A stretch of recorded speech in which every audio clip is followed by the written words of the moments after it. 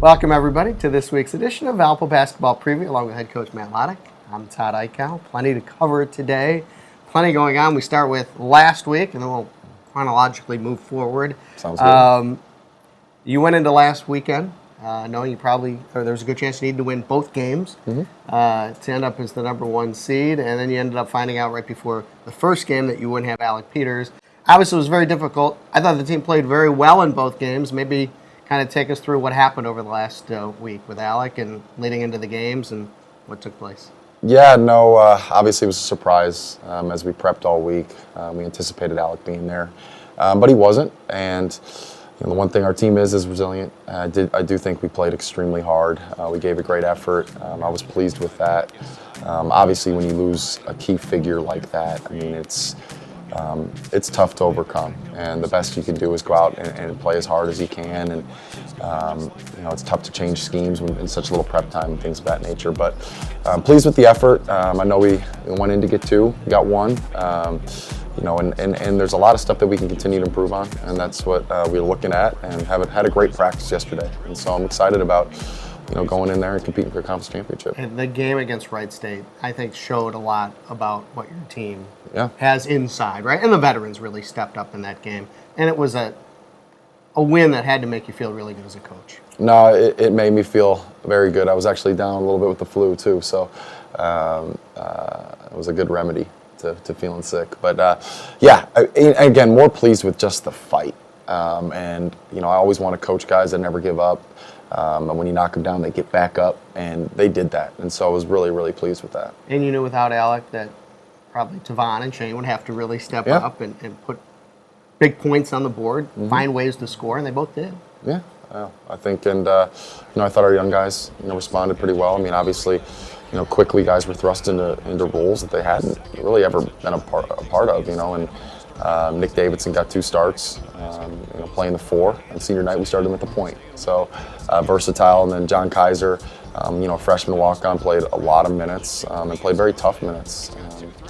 And then, obviously having Micah hit some shots and our young guys perform. I mean, and that's what we're going to need moving forward. Alec Peters, he was named as expected, Horizon League Player of the Year, obviously well-deserved.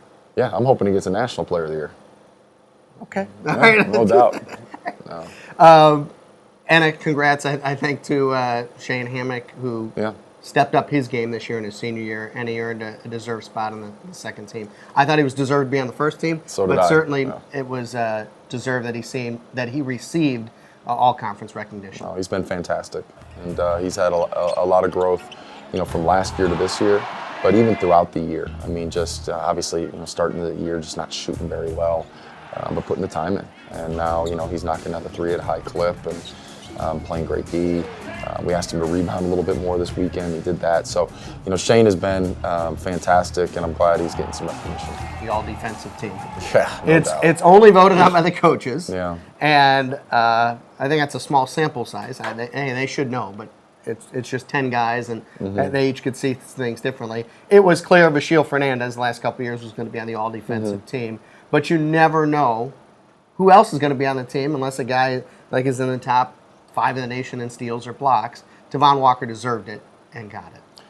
Yeah, and honestly, I thought the last couple of years he could have been on the team. And sometimes with those awards, you look at defensive stats like blocks and steals and figure, okay, that's an effective defensive player. But a lot of times, in Tavon's case, we've had him on a shooter, trailing, and he might not get a lot of steals, but he takes people out of what they want to do. And so, I'm very proud that he got the recognition.